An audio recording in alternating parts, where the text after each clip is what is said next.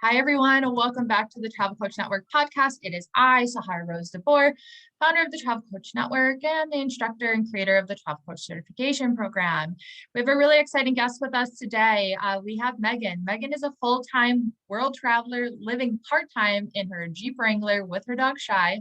Her mission is to climb the highest summit on Earth, dive to the deepest depths of the ocean, and experience every adrenaline-filled adventure in between. As a travel coach, she helps her clients become digital nomads so they can add more freedom and adventure into their lives, even when working full-time. She understands that life is a gift, time is never guaranteed, and that we all deserve to live the life of our dreams. And I cannot agree more. Megan, welcome so much to the TCN podcast. I'm so happy to have you join us. Tell us where you are, where did your love of travel come from? Hi, nice to be on. I'm so excited for a conversation today and to talk more about travel coaching. My passion for travel really came from honestly my twin brother. Growing up, he let me start over. We grew up in St. Louis, Missouri, where honestly we never traveled as kids. We never thought we could. Our parents we didn't go on vacations unless we had to go somewhere for sports. And then when we were 18, I moved to Chicago for college. That was what my parents told me to do, go to college. That's like the be all end all. And Devin, my twin, actually took a gap year and he went to Germany for the year. And in my head, I remember thinking, gosh, like I could never do that. Like that is not an opportunity that I have. My other brother went to Germany as well, as like a senior trip whenever he graduated. He's older than us. And I don't know, I just remember feeling this like sinking pit in my stomach that like I would never be able to do those things. And then I got the opportunity to go to Italy when I was 19 to go stay with a friend who was studying abroad. I worked for a company in high school, like for the whole 4 years. Or I guess not the whole 4 years, but as soon as I turned 16, I started working for Oakley and I still work for them actually off and on, but at the time I had a lot of vacation time, or I was building a vacation time and I didn't know about it because I was young. And then one day my boss was like, you could go on a vacation, an epic vacation, and get paid while you go. And I was like, ooh, okay. So I went to go visit my friend who was studying abroad in Italy for about 3 weeks. And that was when I got bit by the travel bug so hard. So that was definitely where it all stemmed from. Yeah, the travel bug definitely, it's those beginning trips. People don't really realize, what they're actually getting into when they first start traveling. I felt the same way when I started backpacking. My first trip was to Ireland. I thought I was going to go for a month and a half. I thought I was going to come home and like, quote unquote, figure out my life and, work for a company or something. And I caught the travel bug too. That's so cool. What school in Chicago did you go to? I went to Loyola University in Chicago. I only went for about a year. I didn't love it. I ended up working instead of going to school. And eventually, as time went on, I switched to online school while I was traveling, which I was a lot more successful at. Yeah. So yeah, I went to like an actual university though for just a year.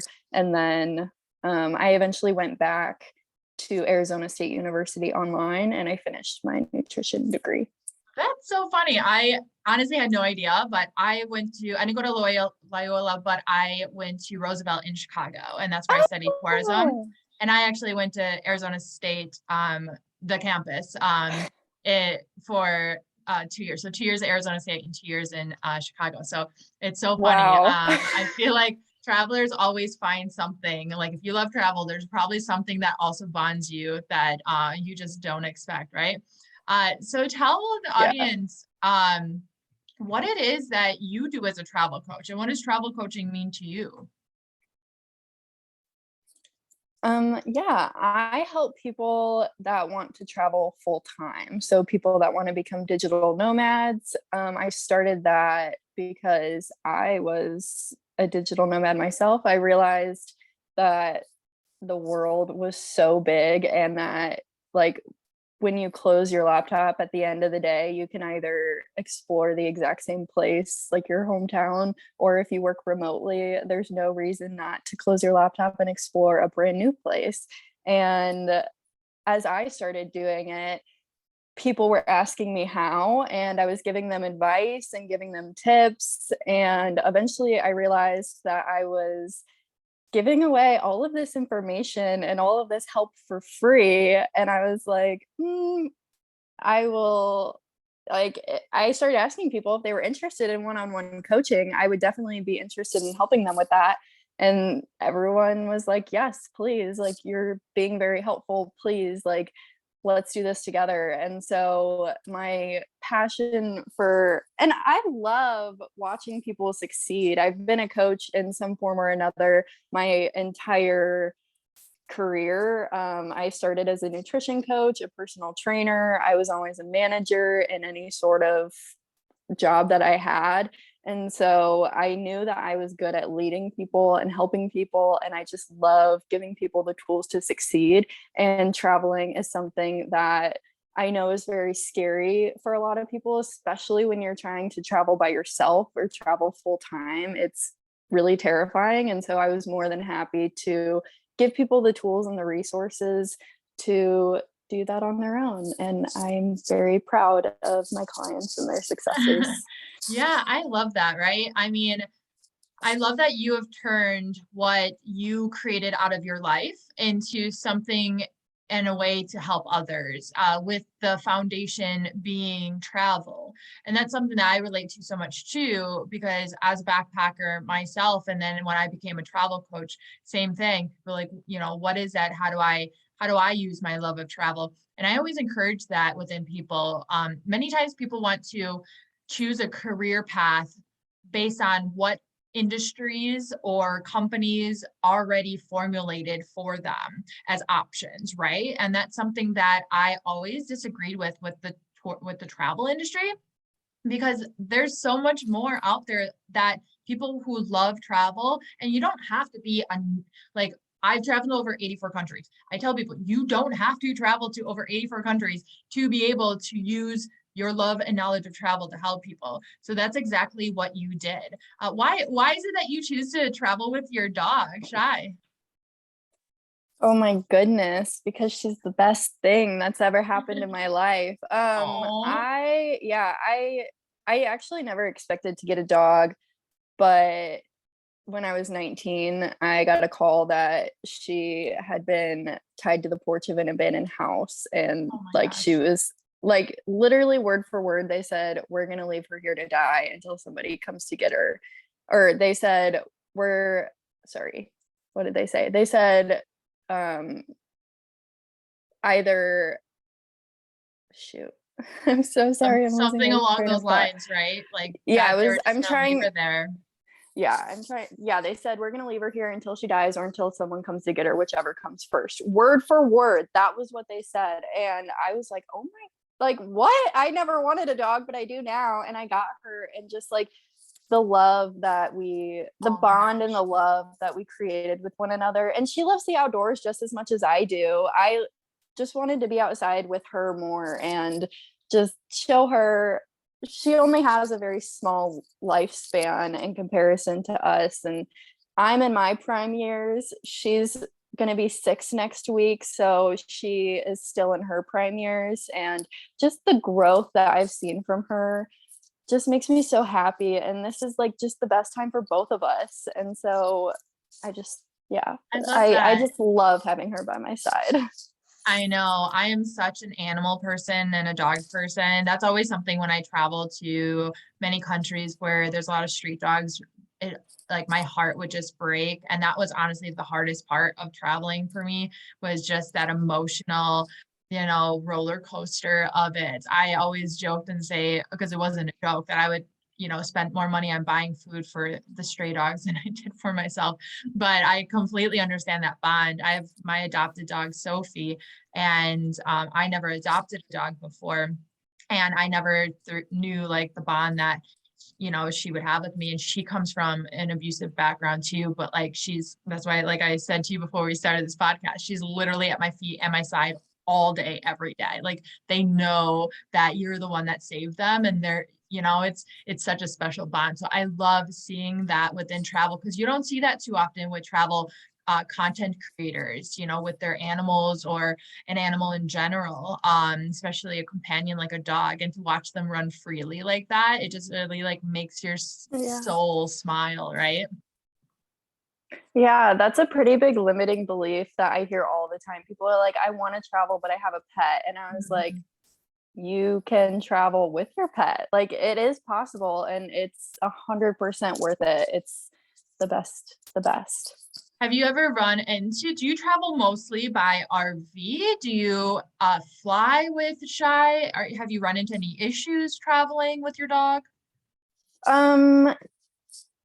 So no, not per se.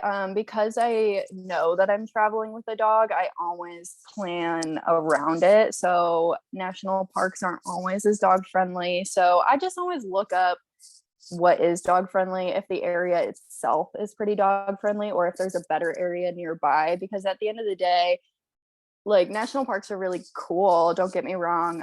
When I do want to go somewhere that is not dog friendly, then I'll leave her with a sitter for the day. I also do not fly with her because of her anxiety. That is not something that she would be able to handle. So when I do want to fly, I make sure, I promise you, she goes on vacation too. She is more than spoiled. And I don't leave for too long.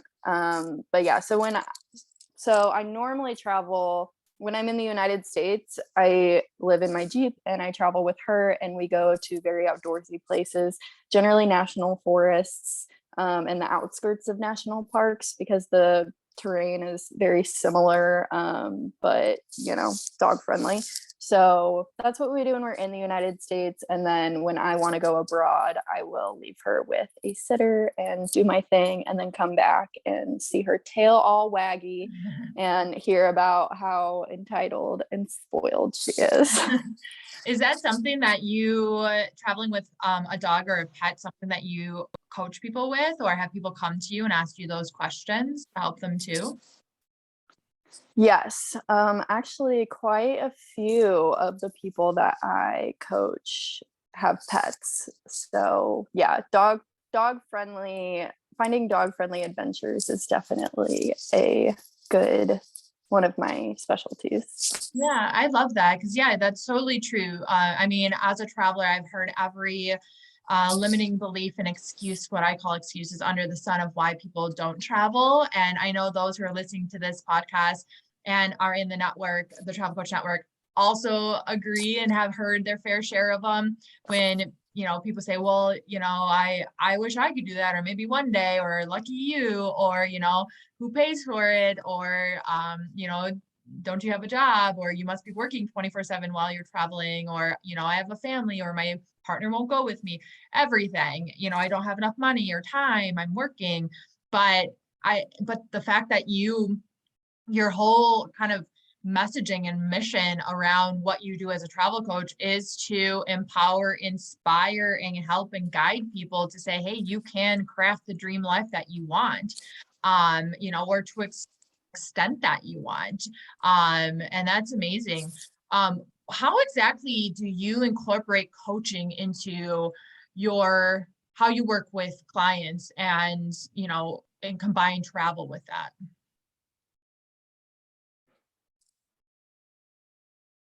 What is it you work on with them? Oh, sorry. Yeah. I get you. We first and foremost, whenever people ask questions from the beginning, it's often their limiting beliefs, and that's always the first thing that we work on, because especially from my background, Nobody has ever funded a penny of my travels. I pay for everything out of my own pocket. Sometimes I work with hotels. That's something I'm doing now, but that's also my dream.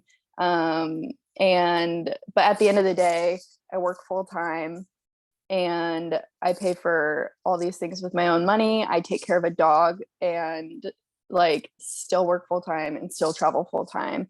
So when people come to me with these limiting beliefs, that's first thing that we attack, because I always say, I promise you, if I can do it, you can do it. I filed for bankruptcy at the end of 2020.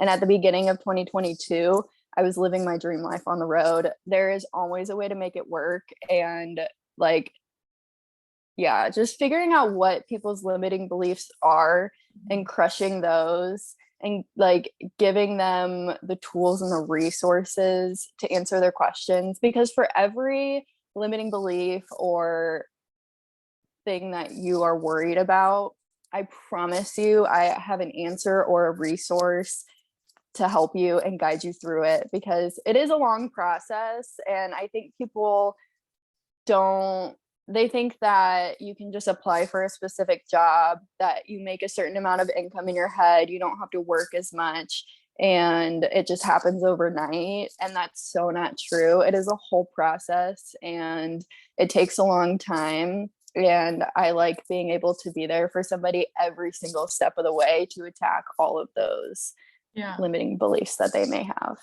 Yeah, really having that continuous support for your clients, like pre, during, and post trip too, right? With travel coach being in your title, especially on Instagram, I can assume, because this is what I get often, and many of my travel coaches in the network do as well, is that people automatically say, oh, you must be a travel agent, or you must plan and book trips. Have you gotten that? And what do you say to them? And what's the difference between a travel coach and a travel agent? Yeah, I do both, but there is a very big difference between the two. Some people I am a travel coach, some people I am a travel agent. Okay. People that come to me asking for help planning specific trips, that's who I am a travel agent for. People that want me to book things for them, people that want me to give them the best, adventures and hikes, and maybe they want to go on backpacking trips, but they don't know how to get permits or like do that logistically. Those are people that I really help with travel planning. As far as travel coaching is where I help people that want to take their first solo trip, but they're scared or they want to travel full time and they don't know how. So I would say being a travel agent is very helping them like actually with the planning process and that, whereas travel coaching is helping with the mindset aspect, and taking like the types of trips that they're looking to take. Do they need to learn how to push through and build up their endurance and be able to accomplish that physically, or do they need to be given skills so that they can reach their dreams mentally? Yeah, absolutely. Yeah, there is definitely a huge difference between travel agents and travel coaches. And travel agents really are like, I would say there's a whole different training you need for that, because you need different access to platforms and portals, and you get different perks or capabilities that you need. It's very different. But especially around what you do when it comes to building that dream nomadic life, and making that possible. You have to work through those limiting beliefs, because people have created them for themselves, or society has created them for them for so long. But that is what I can see your business really booming, even more than it is now, because the whole concept of remote work and work flexibility, and this dream nomadic lifestyle is no longer for what they call like the free-spirited millennials who are irresponsible and don't care, right? And that's really what being a digital nomad or a nomad was, far before the pandemic happened, which I knew that was not such a thing. There was executives quitting companies and they're leaving their salaries to travel the world. So that whole concept of remote work and helping people with the mindset and the lifestyle balance and the logistics and everything too is really going to take off. And I talk about that a lot in my network because I am a wellness travel coach myself and I work with companies. And so remote work is something we hear all the time. And, you know, employee well-being and stuff too. You have a pretty impressive following on Instagram, and I'm assuming TikTok, 'cause a lot of your videos, you have a lot of video content. That do you have any tips to share with other travel coaches out there on how to grow a following on a platform that is, you know, where they should be and for their ideal audience? Yeah, think about what your goal is always first and foremost. Are you trying or sorry, think about your goal, your audience's goals and where they're hanging out at and what the best way to reach them is. And I also want to say you should be sharing your content across all platforms. So for every reel that I post, the caption is also turned into a blog post. It's in a static post. It's on a TikTok. It's on a reel. It's in a story.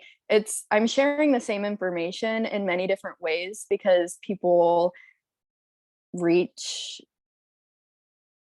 yeah, people, Yeah, expand your reach. Like it, I completely agree. I did the same thing. yeah, You know, and it's repurposing your content instead of feeling like you have to create. You're making it simple. Yeah, you have to put effort into turning, you know, a video into a caption, into a static post, into a blog post. But that's part of running a business too, right? But simplifying it for yourself. Um, is there any platforms or any type of content that you have seen does really well or helped you grow your following as you have as a travel coach? yeah.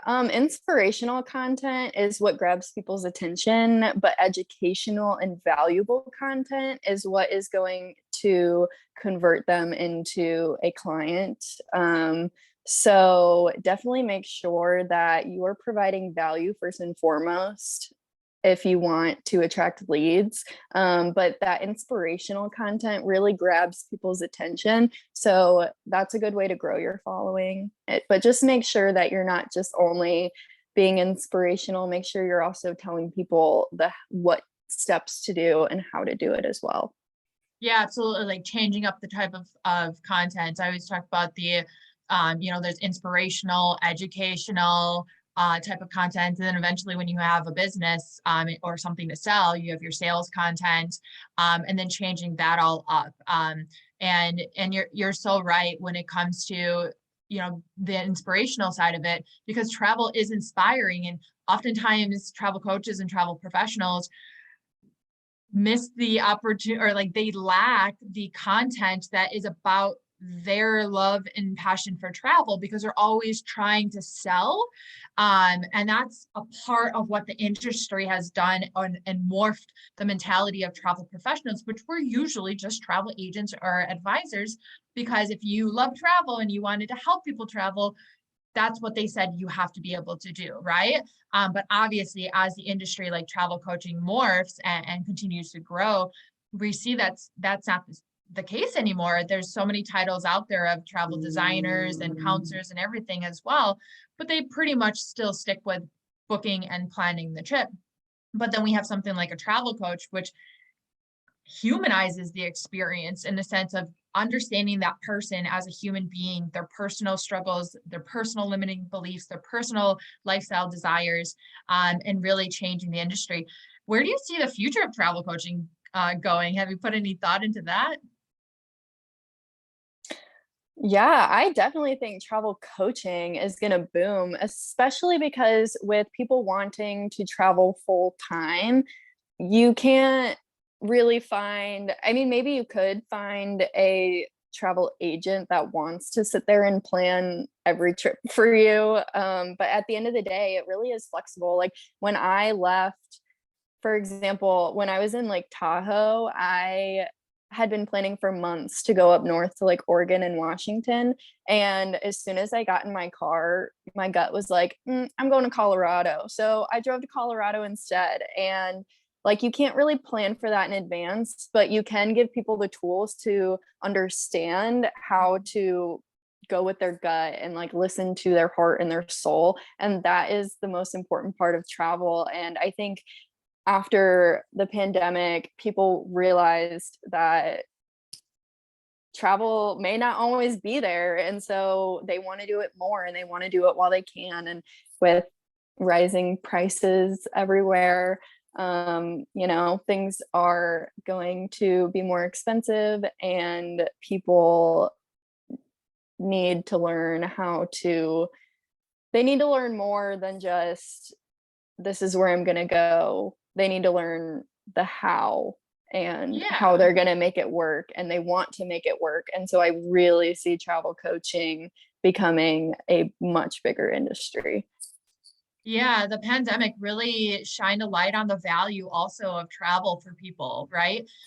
It changed, these past few years has changed people's perspective on their well-being and their values and their time and their energy and their mental well-being too. And it's just so interesting because it's like a web, and in the middle of that web is travel. And that's why people are not going back to the workplace, or not working the traditional job or going back to the company they worked before. I mean, yes, some people are, many are, but a lot, as we still have this great resignation happening, they are reevaluating their life. And that's where like that flexibility, that remote work comes into play, because people care about, they want to spend more time with their family. They want to feel happy every day. They want to see beautiful sunsets and sunrises. Like you're saying, when you close your laptop, you want to be able to, have the rest of your day, on an adventure. Or, I, as a backpacker myself and as an entrepreneur with my laptop, I've been to, beautiful places. So yeah, once I'm done working, I close my laptop, and in Bali, I can, go do anything, go relax at the beach and get a $5 massage for the day. So that's what people are really looking for. I always found it interesting that companies don't pay attention to this, but we'll see if they start to wake up. And as we close out here, tell our audience, what's a fun fact about yourself? Do you have one?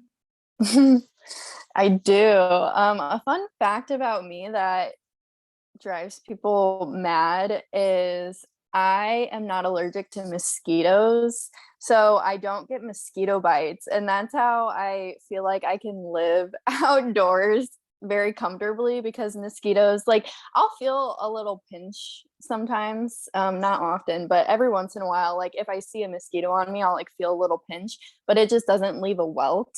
Or like, I don't know, I'm just not allergic to it. And yeah, Oh my people gosh. don't like that, but I love it. Oh, that It's would great be for me. amazing. I mean, I'm not that prone to mosquito bites, but I definitely have had times where they, really went to town on my legs or my arms, and you're up itching all night. Yeah, people are a little bit envious of that. That's a unique gene or trait that you have. And tell everyone, I'm going to include in the show notes, all of this as well. But tell us, how can we learn more about you, follow you? Where can people find you? Yeah, you can find me everywhere at Rootless Adventure Company. My website is rootlessadventurecompany.com. My Instagram is Rootless Adventure Co. Because company was too long. But yeah, those are my main platforms right now. I am working on TikTok, but I don't have a ton of content up yet because it is a little bit of a different platform than Instagram. People definitely like different things on there, and I'm still working through it, but you can find me there at Rootless Adventure Co. But for now, my main platforms are going to be my Instagram and my blog, which you can find at the link in my bio on my Instagram. Yeah, wonderful. So everyone, be sure to follow us on Instagram as well, at the Travel Coach Network. Learn more at thetravelcoachnetwork.com. Come give us a hello.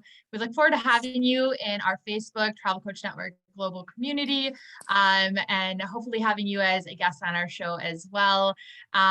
You can find all of the information about Megan in the show notes and where to connect with her, as well as you can download your free beginner's guide to travel coaching in there too. If you know anyone who may be interested in the travel coaching in general, be sure to send them our way to our podcast. We really appreciate it. And until next time, my fellow wanderers, bye for now.